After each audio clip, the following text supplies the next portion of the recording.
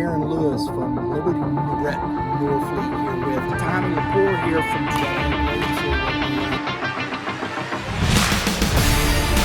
Hello, everyone. Welcome inside the Red Earth Production Studios for another edition of YBMcast, powered by Game 7 Baseball, Game7Baseball.com. Dave Penning, Dave Schmidt, those guys working hard, getting things ready to go. You got most of the schedule up on the website already. You can take advantage of the discounts. There's a discount that goes through December, the first week of December. Make sure you get on the website, check that out.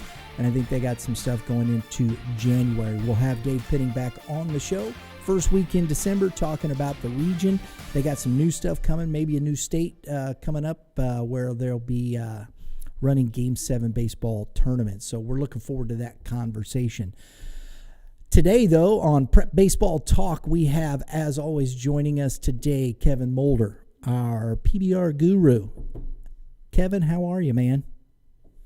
I'm great, Brian. How you doing? I'm good, man. Doing good. I'm hoping for a little warmer weather today. I don't do well in the cold, man. Yeah, I hear you. That's why I don't sit in deer stands. Yeah, me neither. We're in the off season now, aren't we? Exactly. So you have to go to Arizona to play golf. So there you go. Yeah. But today we're going to talk a little bit about signing day. It's coming up. Letters of intent are being signed. And Kevin, just give us a little clue here looking at this. We see these kids committing early. You get some of the eighth graders committing and whatnot, but it's a different story. This is signing day. This is the actual event, isn't it? Yeah, this is an exciting week to 10 days for these athletes.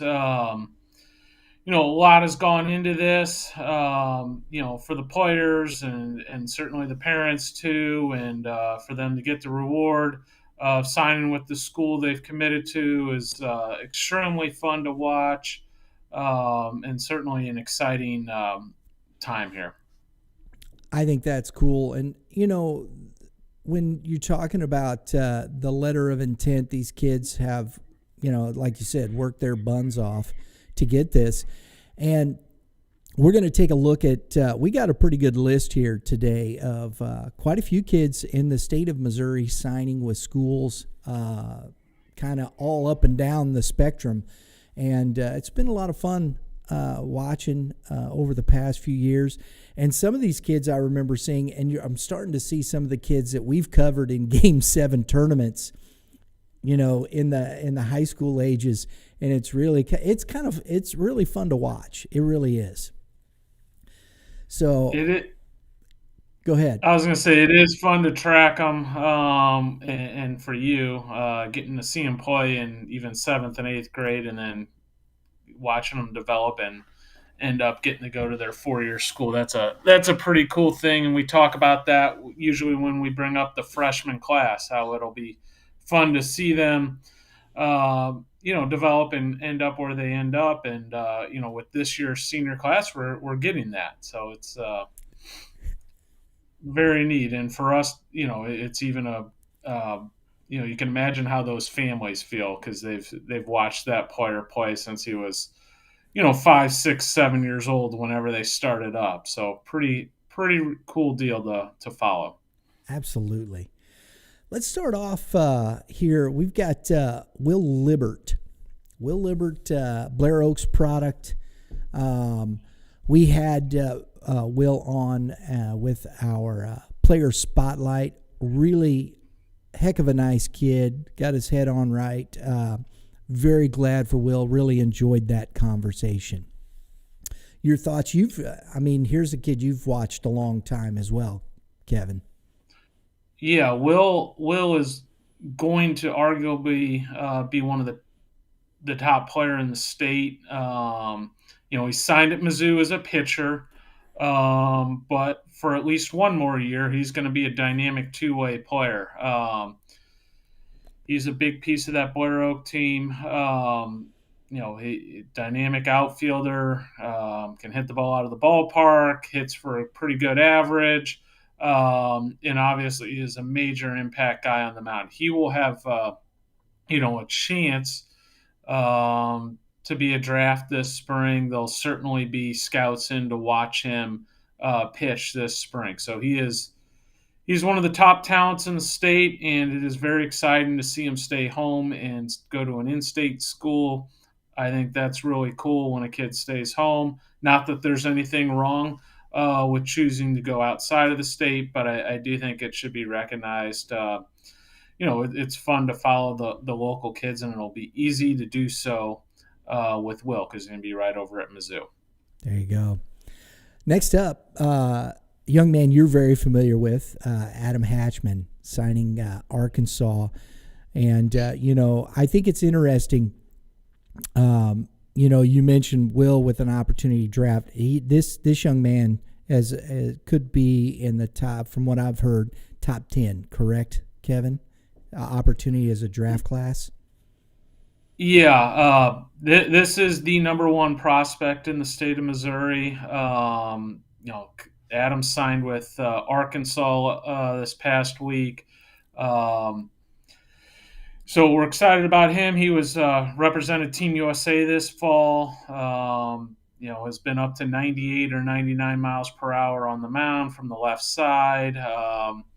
The cool thing about watching Adam's path, a lot of these guys that sign at these big time schools, have been committed a good while, 8th grade, 9th grade, 10th grade. Adam was kind of a late bloomer. He was not a star, so to say, on his 6th, 7th, 8th grade team, even as a freshman. We brought him down to the future games. He was 80, 84 miles per hour. So he has taken a massive jump in the last 18 to 24 months. He's put in a lot of hard work, and it's going to be fun to watch where this goes this coming spring and into this summer. Very good. Next up here, Lutheran South, Connor Fleeg signing with Drury. Congratulations to Connor. Drury, you're starting to see them coming across the state here into the backyard of a couple of rivals or, conference teams with Maryville and UMSL. I think that's a big pickup there. Yeah, Drury does a nice job in our area, and it makes sense. There are some great options locally for Division II schools. Maryville's had a really strong run here under Coach Evers the past couple of years since he's got in there, and he's kind of sparked the program. But you certainly understand when a kid wants to get away a little bit, and Drury, you can go 3.5, 4 hours from home, depending on where you live in the St. Louis area. And for their family, they get some home games. They'll come up and play UMSL, Maryville, and even McKendree, right across the river is not very far. So it's a good way for kids to get away for a little bit, but still be able to play in front of their family and friends. So, and then certainly Coach Nasby down at Drury does a really nice job. And, we've been down at the U.S. Bank ballpark. Drury's playing about a week, once a year, don't we? Yep. And that's a big old huge cavernous ballpark, man. That if you can swing some doubles, man, you're going to be hitting pretty well in that park.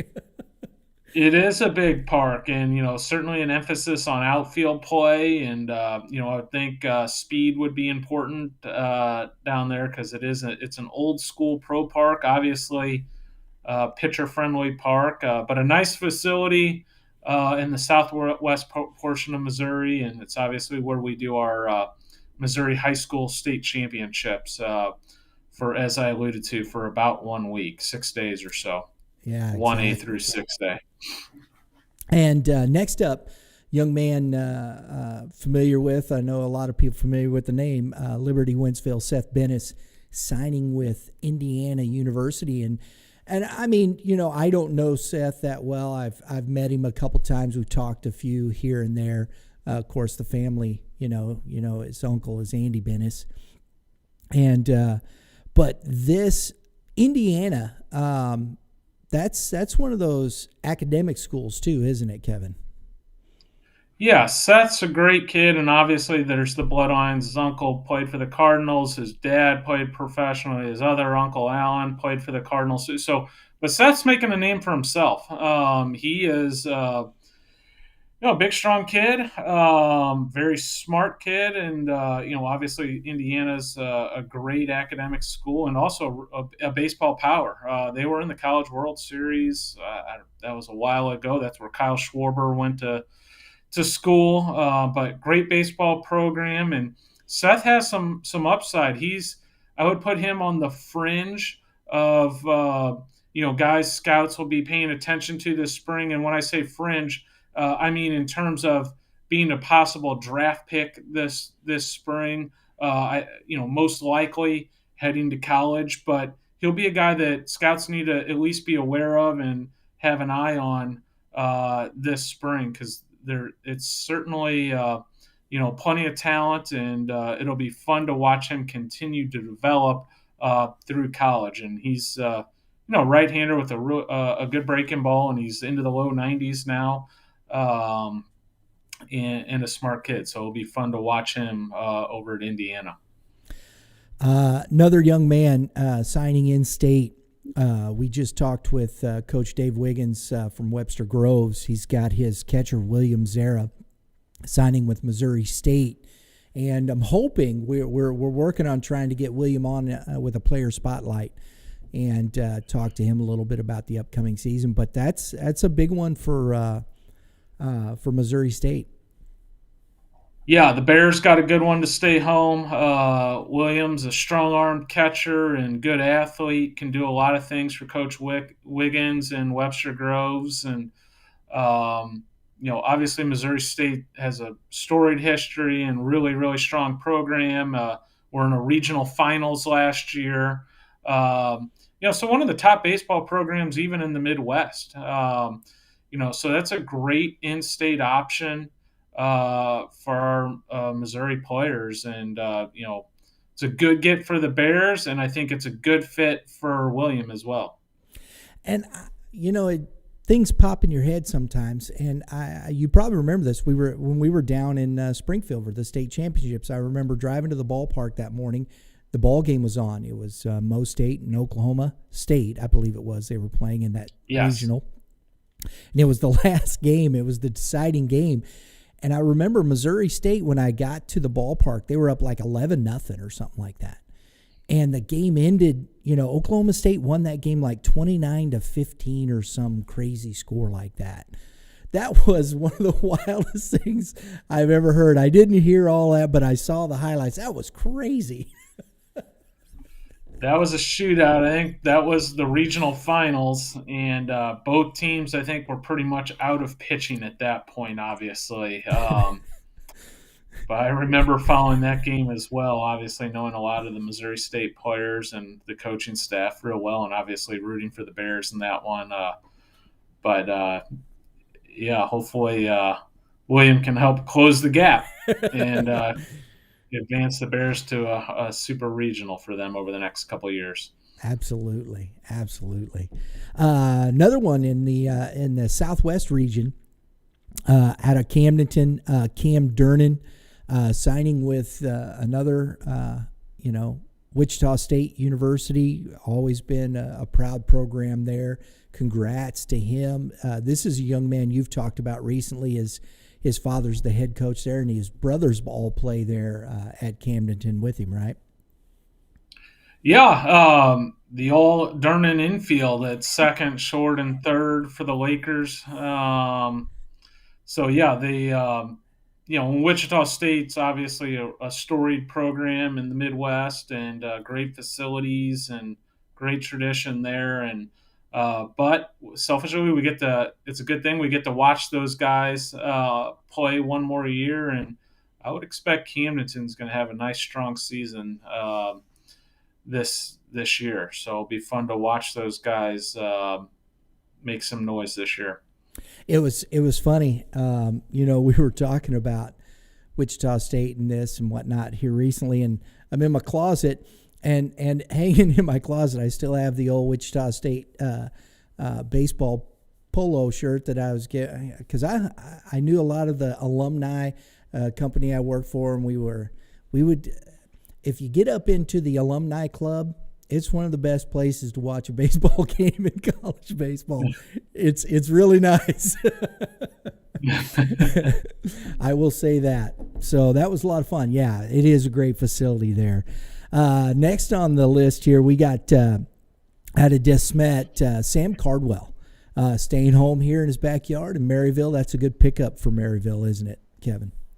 Yeah, that's a great get from Maryville, and Sam should do well there. It's a good fit. I'm excited about this DeSmet Ball Club this spring. They got some pieces, and it's going to be fun to watch. But Sam's a good arm, mid to upper 80s arm with a really good feel for the breaking ball. That's going to be a fun one to watch over at Maryville throughout his career. I would expect big things out of him, and he'll have a chance to be in that starting rotation, I would imagine, sooner rather than later. Here's the thing. We've talked about this quite a bit, and I think it's interesting looking at this from UCM down to, Drury, up here to Maryville, UMSL, just across the river, as you said, to McKendree. Great Division II baseball. Lindenwood last year in the GLVC, of course, they're up to Division I now. But if you want to watch some really good baseball, and you get to see kids that you've been watching throughout, their high school careers around here, just from Maryville to UMSL to Drury to UCM, I mean, that's going to be some fun baseball. If you want to get out and watch some good college baseball, these are some good programs. Yeah, they really are. The landscape of college baseball has changed over really since COVID happened. I look at a guy like Sam Cardwell, and I've coached for 16 years, and now I've been doing PBR for 2.5. A guy like Sam Cardwell used to be a Division I arm, and he probably could have been a Division I arm. And I think this is a good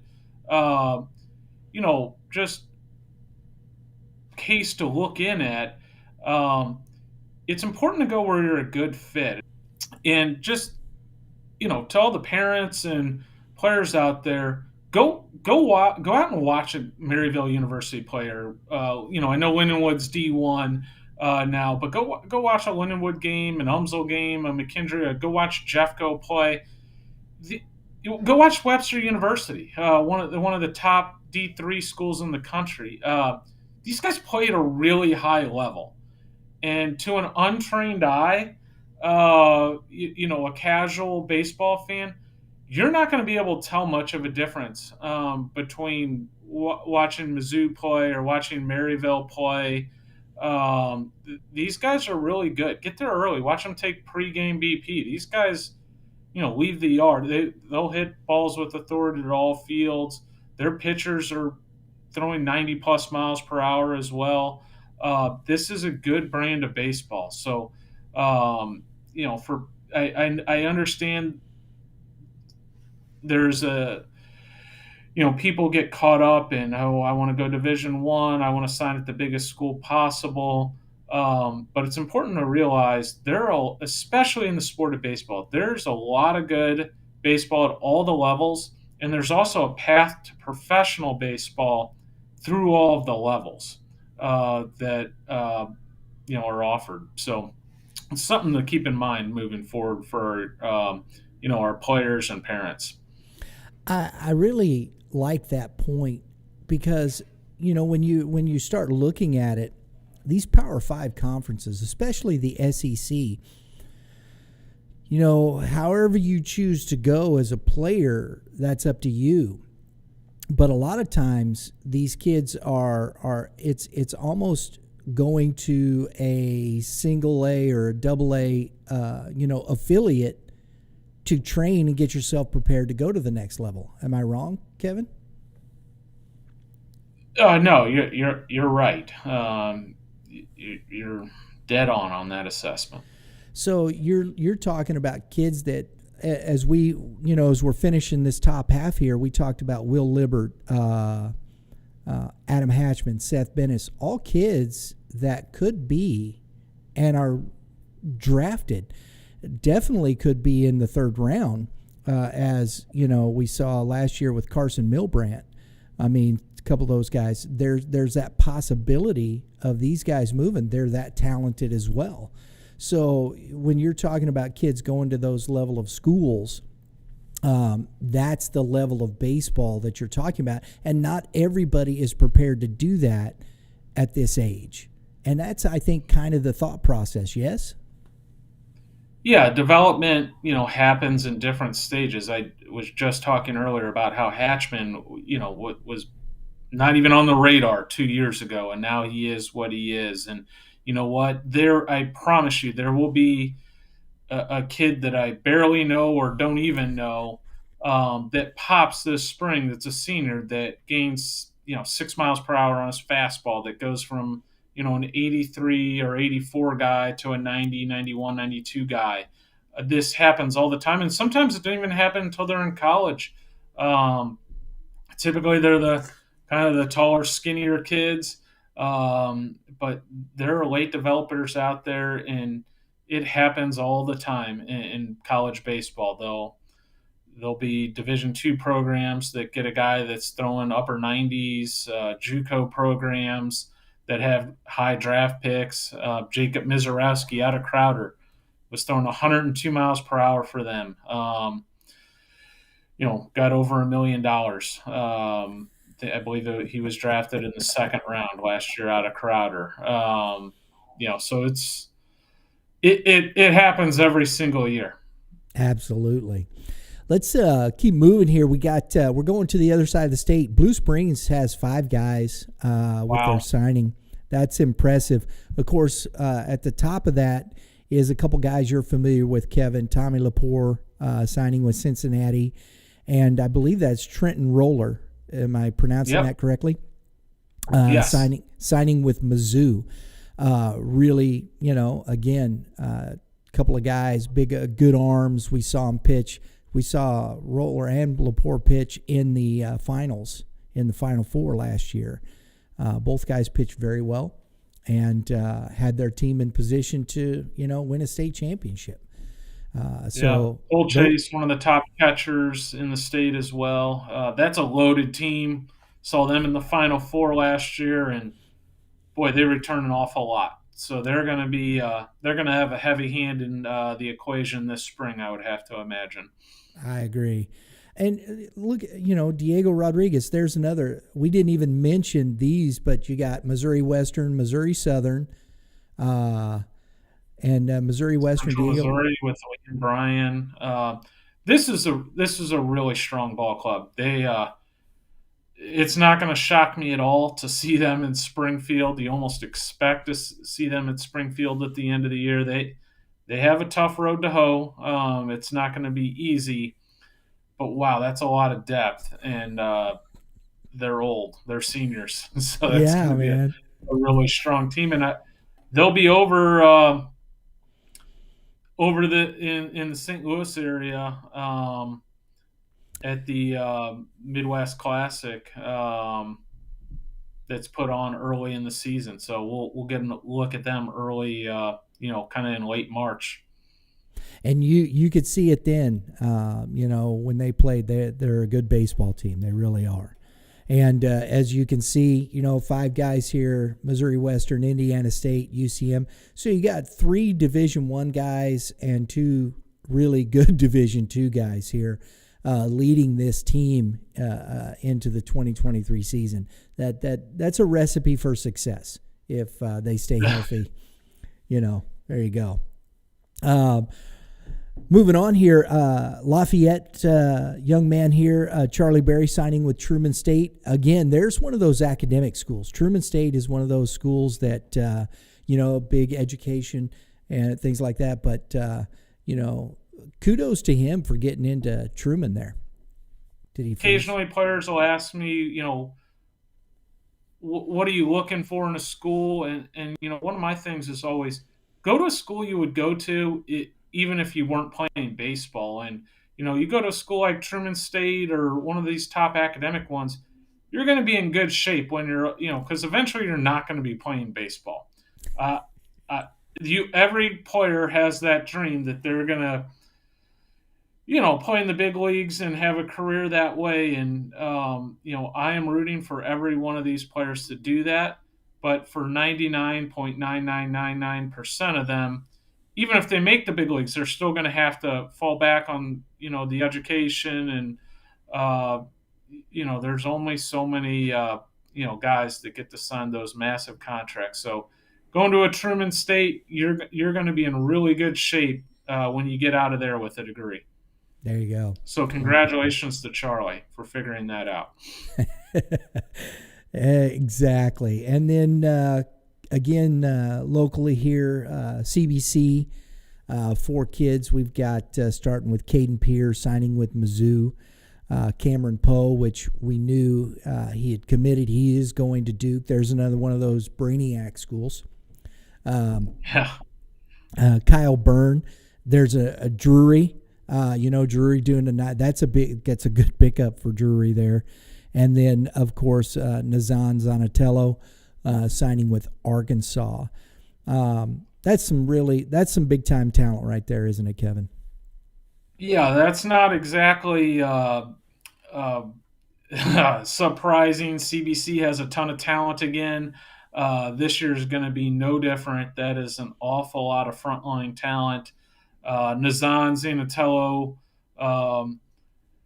you could easily argue the one of the top players in the state, certainly one of the best athletes in the state. He will be a guy that is going to be heavily scouted by professionals this spring, and just an elite athlete.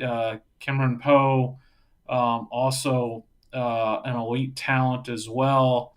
It's going to be fun to see his progress this spring, and kind of an electric. I'll call him 6'3" or so. Left-handed arm, can run it up into the low 90s, been up to 93, and kind of has a lower arm slot. Fun guy to watch just throw a baseball. It comes out easy, and also a really smart kid. A big ACT scorer and heading down to Duke. So he's gonna do good things on and off the field, I think. Moving on, of course, here local. Francis Howell, signing day. Caleb Miller starting off with him. We already know the big ones. They've put their names there. Brett Norfleet, he's heading to Mizzou. Caleb Miller signing with Missouri Southern again. Missouri Western. Missouri Southern's down. That's Joplin, if I'm not mistaken, correct?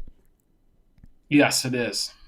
And Missouri Western, in that St. Joe or up north of Kansas City there? St. Joe's, yes. That's what I thought. Okay, so I just want to make sure. So another good couple of Division II schools. Carter Allen signing with St. Charles Community College right over here. Aiden Rogers and Brady Wilson both going to Jeffco. Those are good pickups for Jeffco. Those kids can play. And, we saw Aiden Rogers at the Battle of the Arch.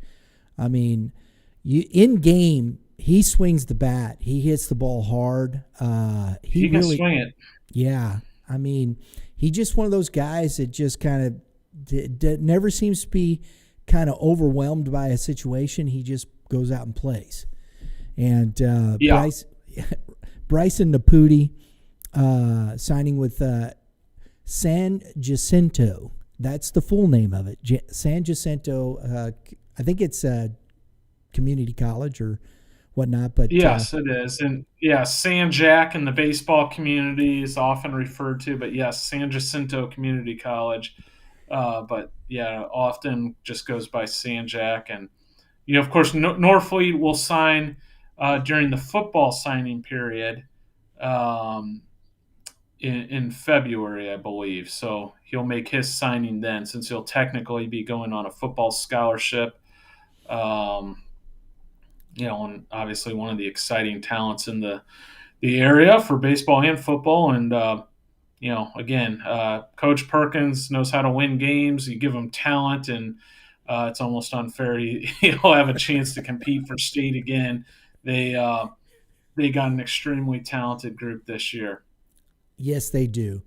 They really do. And here's again, this goes to what we've talked about, Kevin, and you've alluded to on numerous occasions.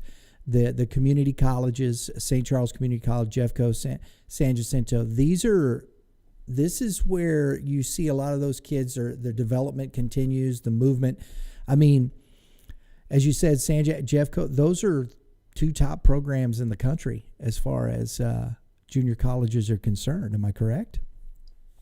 No, you're right, and it's a great way to be able to get on the field immediately, get your first 2 years of college taken care of. All parents, all players, go see your high school advisor. Register for the Missouri A+ program. Every student in the state of Missouri that completes the Missouri A+ program can go to community college in our state for free, tuition free. So that's a heck of a deal. Highly recommend that. You can get out of there with an associate's degree. So you get half your college for free. And then you go on and play your final 2 years at your 4-year school, and you got your major and your minor left to knock out at the 4-year school. So it's a great way to go. I could go through the list of every junior college in the state. You look at Merrimack or now St. Louis. David Freeze was there, Brian Bowringer, T.J. Matthew. There's a Lonnie Macklin. There's a ton of guys that has come out of there and made it to the big leagues, or more importantly, just on to 4-year schools. St. Charles has put a couple guys to Division I and II schools here recently. Bryce Mayer is now at Mizzou. A Borgia star went to St. Charles. Jeffco, of course, has produced tons of guys going on to big-time Division I's. Mark Burley, who had storied big league career, was a Jeffco product. Cliff Polite, his son's now, in junior college, and a son over at Lindbergh High School at Jeffco product. So there's a lot of good options, and it can be a very good route for a lot of players to take. And just our producer, baby girl over there, she's raising her hand. She did the same thing. She went through the A+ program, and there you go. You should. No, yep. It's a great avenue. It really is. Brian, I've said this before, maybe on this show. I don't know. I ended up going to a 4-year school to start out. I was a really late bloomer, but then transferred to a junior college, got an associate's degree. Now I have a bachelor's degree and a master's degree, and I have yet to find an asterisk on either of those degrees saying that I went to junior college. So there's nothing wrong with doing that. Sometimes that is the perception that, he's so smart, it's going to ruin his. No, you're going to be fine as long as you handle your business and end up with that associate's degree and move on to your next school, and you can still get your other degree, and it still works just the same as if you were there those 4 years. Isn't that amazing? It is. There's a couple of exceptions. Certainly, I'm not saying it's the right fit for everyone. Certainly, right. I get it. If you're going to be an Ivy League or Stanford, then it's probably not the right route for you. But it can be a great route for a lot of people. Absolutely. Lastly, here we got down South County there, Vianney. They got Colin Muth, another Truman State kid. That's big there. Adam Hastings going to Johnson Community College. That's Kansas City, right? Kansas City, Kansas, yes. Kansas City, Kansas. Brandon Rodas going over to Rockhurst, and then David Broughton up to Quincy. And there's another Division II school we forgot to talk about, Quincy, in that same area. I mean, it's just all over. And Quincy was they won their regional final last year in the Division II postseason. They were headed in, I think, to the quarterfinal. They got to a super regional. So there you go. And Danny Lindsay heading to Lyon College as well, right-handed senior. Yeah, and quick geography, being the Kirkwoodian, Vianney is in Kirkwood, actually. Yes, it is. Right there off of Lindbergh, right? It's Indeed, nestled it is. in right at Highway 44 and Kirkwood Road there. So I had never, I'd been around that area. I'm like, where the heck is this school? And it's like, it's oh, tucked in there. it is. It's Yeah. off kind of the back over. You can see the football field if you're driving by the highway. But the baseball field's kind of hidden out in back. So we wanted to give a couple I'd like to also mention. Tyler Macon going to Memphis. That's a big one right there. Also, Josh Cunningham, DeSmet going to SLU. Again, there's one of those schools you're very big arm. Yeah, DeSmet. Talked about them with Cardwell. That they're going to be. It might be a team to be reckoned with this spring, Brian. I'm thinking so, man. But there's another one, SLU, big academic school. Then we have Jackson Yarberry. Also, there it is, going to St. Louis University. That's pretty good. I mean, you're talking about a couple of big time arms. High academic school, those guys going there, staying home. Those are good pickups for St. Louis University, isn't it, Kevin? Yeah, and it's like I said, it's fun when guys stay local. We'll be able to follow those guys. St. Louis U, obviously one of the top educations in the Midwest, or really just the country. It's a great academic school, and a very good baseball program under Coach Hendrickson as well. So it's a couple of local boys staying home is fun to see. And man, Timberland. That could be a heck of a one too, with Hatchman and Yarberry right there, and also have McCaleb. That they got a strong ball club. I'm looking forward to 2023. I think it's going to be tough. You want to skip winter? Can we just take a day for Christmas and and then go straight to high school baseball? I'm ready, man. I can skip winter in a heartbeat. Yeah. Last one, though, too, is Baden Hackworth, also Jackson High School. Again, another powerhouse program down there. Another going to SLU. They've done very well, with these three guys. SLU did a good job. Yeah, absolutely. Good job by the Billikens. And Jackson just churns them out, don't they? That's a great high school program in Missouri. Down in that Cape Girardeau area. It's just north of Cape. But one of my favorite places to take in a game in Missouri. Great atmosphere and nice field down there at Jackson High School. Absolutely. A few others to throw in here. Francis Howell, again, Landon Graves going to St. Charles Community College. I know if we don't have the pick, that's fine. And the other one that Kevin mentioned with Vianney, Danny Lindsay. I had that on here, Lyon College. There's another NAIA school, Lyon College, an NAIA school. Central Methodist, I know, is doing very well recruiting around here. Again, Missouri Baptist. So there's plenty of options. And then, we talk about the Brainiac list. You got Miles Kruger.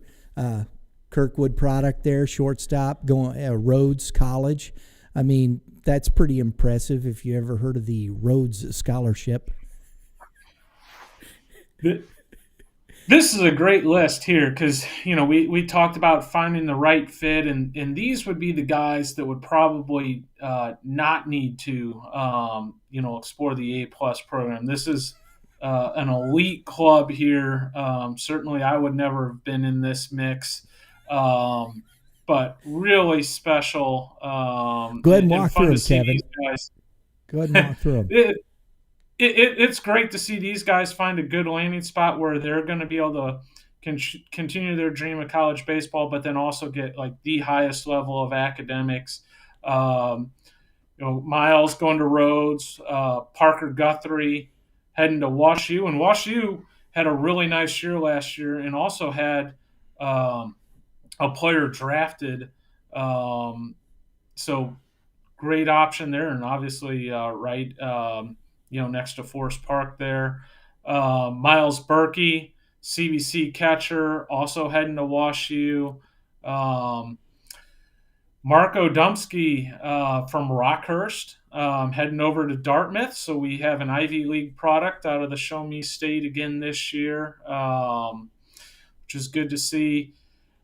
Jack Rollo from MICDS heading to Denison. And then Grant Mert from Parkway West going to John Hopkins. My goodness. That that is pretty awesome.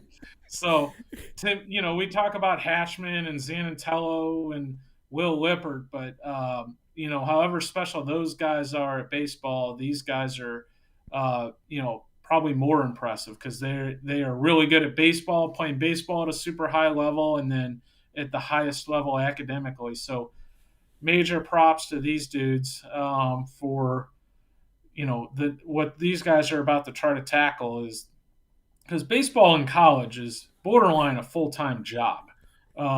You get out of class, you're going to practice, coach yells at you a bunch, then you got to go lift weights, and now you got to do the homework and the academics that these guys are about to try to pull off. So major props to these dudes, and wish you guys nothing but the best moving forward. And these guys are going to be out to change the world, moving forward. So congratulations. That's awesome. I love that. And it's true. I mean, I think sometimes that's the hardest adjustment as a freshman, especially if you're going into a school like this, is just the level of academics that you're dealing with. And then, now I got to go play baseball. I mean, it's not an easy gig, man. It just is not an easy gig. So, Kevin, that was a lot of fun. That's some cool stuff. The years of school, working at your academics, and we talk about this so much with baseball.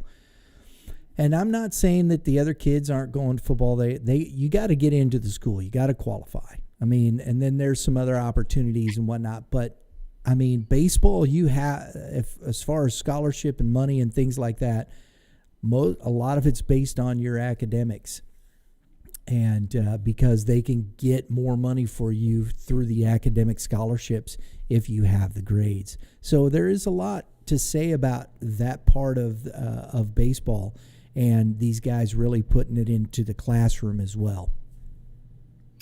100%, and we could dedicate a whole show. I could go off on a tangent about the academic piece and how important that is for college baseball, and go through all the different levels and scholarships or lack thereof available in college baseball.